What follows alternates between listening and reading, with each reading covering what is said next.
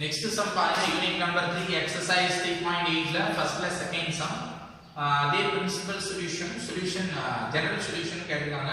இப்போ பாத்தீங்கன்னா cot theta = 1 by √3 அப்படி கொடுத்திருக்காங்க. இத நம்ம என்ன பண்ண போறோம் அப்படினா நம்ம tan மாத்தி கண்டுபிடிக்க போறோம். ஏன்னா cot ன்றது tan ஓட ரெசிப்ரோக்கலா வரும். சோ இப்போ பாத்தீங்கன்னா given that நான் என்ன பண்றேன் அப்படினா முதல்ல cot theta √3 ன்னு எழுதிக்கிறேன். இத பாத்தீங்கன்னா greater than 0 அதாவது பாசிட்டிவ் நம்பரா நமக்கு கொடுத்திருக்காங்க. இப்போ பாத்தீங்கன்னா எந்த குவாட்ரன்ட்ல வரும்னு நம்ம ஈஸியா கண்டுபிடிச்சலாம்.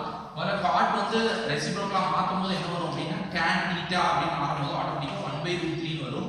இந்த tan வந்து எந்த இடத்துல அதோட ஆங்கிள் இருக்கும் அப்படினா -π/2 to +π/2 ஓபன் இன்டர்வல். அதே மாதிரியே பாத்தீங்கன்னா -π/2 to +π/2 நமக்கு கொடுத்திருக்கிறது பாசிட்டிவ் நம்பர். therefore ஃபர்ஸ்ட் குவாட்ரன்ட்லயே நமக்கு வந்துரும்.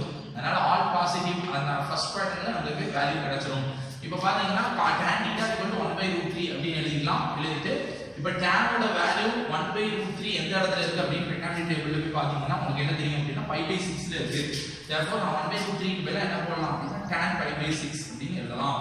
so tan θ = 1/√3 அப்படினா tan θ tan π/6 அப்படி எழுதிக்கலாம். so இதுல இருந்து நம்ம θ ஓட வேல்யூ என்ன சொல்லலாம் அப்படினா π/6 அப்படினு சொல்ல முடியும். இது நம்ம இதுக்கு பேர் தான் என்ன சொல்றோம் அப்படினா பிரின்சிபல் வேல்யூ அப்படினு சொல்றோம். so நம்ம பிரின்சிபல் சொல்யூஷன் கிடைச்சிட்டு அடுத்து பாத்தீங்கன்னா ஜெனரல் சொல்யூஷன் கண்டுபிடிக்க போறோம்.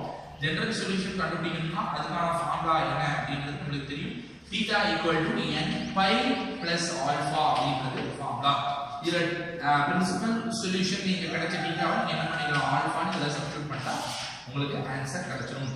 therefore θ = n π + α ஓட வேல்யூ π/6. n வந்து x belongs of